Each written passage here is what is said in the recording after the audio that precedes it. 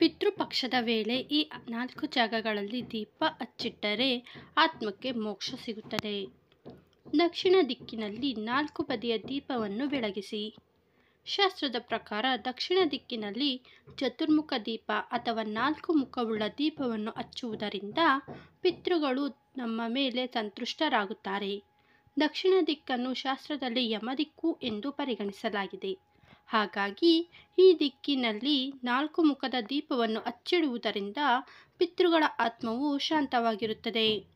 ದಕ್ಷಿಣ ದಿಕ್ಕಿನಲ್ಲಿ 4 ಮುಖದ ದೀಪವನ್ನು ಬೆಳಗಿಸುವುದರಿಂದ ಪಿತೃದೋಷದಿಂದಲೂ ಪರಿಹಾರ ಸಿಗುತ್ತದೆ. ಈ ಪರಿಹಾರವನ್ನು ಅಳವಡಿಸಿಕೊಳ್ಳುವುದರ ಮೂಲಕ ನೀವು ವೃತ್ತಿ, ವ್ಯಾಪಾರ ಮತ್ತು ವ್ಯವಹಾರದಲ್ಲಿ ಎದುರಿಸುತ್ತಿರುವ ಸಮಸ್ಯೆಗಳಿಗೆ ಪರಿಹಾರವನ್ನು ಪಡೆಯಲು ಪ್ರಾರಂಭಿಸುತ್ತೀರಿ.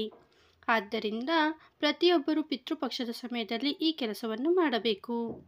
ನಿಮ್ಮ ಪೂರ್ವಜರ ಫೋಟೋದ ಮುಂದೆ ತಪ್ಪದೆ ದೀಪವನ್ನು ಬೆಳಗಿಸಿ. ನಾವು ಕಡ್ಡಾಯವಾಗಿ ಮರಣ ಹೊಂದಿದ ಪಿತೃಗಳ ಫೋಟೋವನ್ನು ಮನೆಯ ಕೆಲವೊಂದು ಸ್ಥಳದಲ್ಲಿ ಇಡಬೇಕು.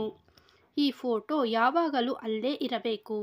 ಆದರೆ ಪಿತೃಪಕ್ಷದ ಸಮಯದಲ್ಲಿ ನೀವು ನಿಮ್ಮ ಪಿತೃಗಳ ಫೋಟೋವನ್ನು ಪ್ರತಿನಿತ್ಯವೂ ಸ್ವಚ್ಛಗೊಳಿಸುತ್ತಲೇ ಇರಬೇಕು. ಅಲ್ಲದೆ ಚಿತ್ರವಿರುವ ಸ್ಥಳದ ಕೆಳಗೆ ಅಥವಾ ಹತ್ತಿರ ದೀಪವನ್ನು ಬೆಳಗಿಸಬೇಕು. ಹೀಗೆ ಮಾಡುವುದರಿಂದ ನಿಮ್ಮ ಪೂರ್ವಜರ ಕಡೆಗೆ ನಿಮ್ಮ ಗೌರವವನ್ನು ವ್ಯಕ್ತಪಡಿಸುತ್ತೀರಿ ಎಂಬುದಾಗಿದೆ. ನೀವು ಇದನ್ನು ಮಾಡುವುದರಿಂದ ಪೂರ್ವಜರಿಗೆ ಸಂತೋಷವಾಗುತ್ತದೆ.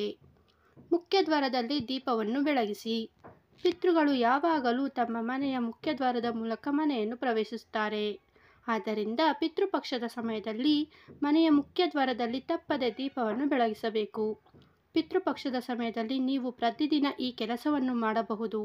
ಮನೆಯ ಮುಖ್ಯದ್ವಾರದಲ್ಲಿ ದೀಪವನ್ನು ಬೆಳಗಿಸುವುದರಿಂದ ನಿಮ್ಮ ಜೀವನದಲ್ಲಿ ನಕಾರಾತ್ಮಕತೆ ದೂರವಾಗುತ್ತದೆ ಮತ್ತು ಈ ಮಂಗಳಕರ ಕೆಲಸವು ಪಿತೃಗಳ ಆತ್ಮಕ್ಕೆ ಮುಕ್ತಿಯನ್ನು ನೀಡುವಂತೆ ಎನ್ನುವ ನಂಬಿಕೆ ಇದೆ. ಅರಳಿ ಮರದ ಕೆಳಗೆ ದೀಪವನ್ನು ಬೆಳಗಿಸಿ. ಪಿತೃಗಳು ಹೆಚ್ಚಾಗಿ ಅರಳಿ ಮರದಲ್ಲಿ ನೆಲೆಸುತ್ತಾರೆ ಎನ್ನುವ ನಂಬಿಕೆ ಇದೆ. ವಿಶೇಷವಾಗಿ ಪಿತೃಪಕ್ಷದ ಸಮಯದಲ್ಲಿ ಪೂರ್ವಜರು ಭೂಮಿಗೆ ಭೇಟಿ ನೀಡಿದಾಗ ಅವರು ಅರಳಿ ಮರದಲ್ಲಿ ವಾಸಿಸುತ್ತಾರೆ ಎಂದು ಪರಿಗಣಿಸಲಾಗುತ್ತದೆ. ಇಂತಹ ಸಂದರ್ಭದಲ್ಲಿ ನೀವು ಪಿತೃಪಕ್ಷದ ಸಮಯದಲ್ಲಿ ಅರಳಿ ಮರದ ಕೆಳಗೆ ದೀಪವನ್ನು ಬೆಳಗಿಸಿದರೆ ಪೂರ್ವಜರ ಆಶೀರ್ವಾದವು ನಿಮ್ಮ ಮೇಲೆ ಯಾವಾಗಲೂ ಉಳಿಯುತ್ತದೆ. ಅಲ್ಲದೆ ಈ ಕೆಲಸ ಮಾಡುವುದರಿಂದ ಪೂರ್ವಜರ ಆತ್ಮಕ್ಕೂ ಶಾಂತಿ ಸಿಗುತ್ತದೆ. ಇದನ್ನು ಮಾಡುವುದರಿಂದ ನಿಮ್ಮ ಪೂರ್ವಜರು ನಿಮಗೆ ಸರಿಯಾದ ಮಾರ್ಗವನ್ನು ತೋರಿಸುತ್ತಾರೆ ಮತ್ತು ನೀವು ಜೀವನದಲ್ಲಿ ಯಶಸ್ಸನ್ನು ಸಾಧಿಸುತ್ತೀರಿ ಎಂಬುದಾಗಿದೆ.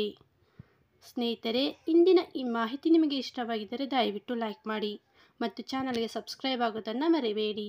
ಮತ್ತೊಂದು ವಿಶೇಷವಾದ ಮಾಹಿತಿಯೊಂದಿಗೆ ಭೇಟಿಯಾಗೋಣ. ಧನ್ಯವಾದಗಳು.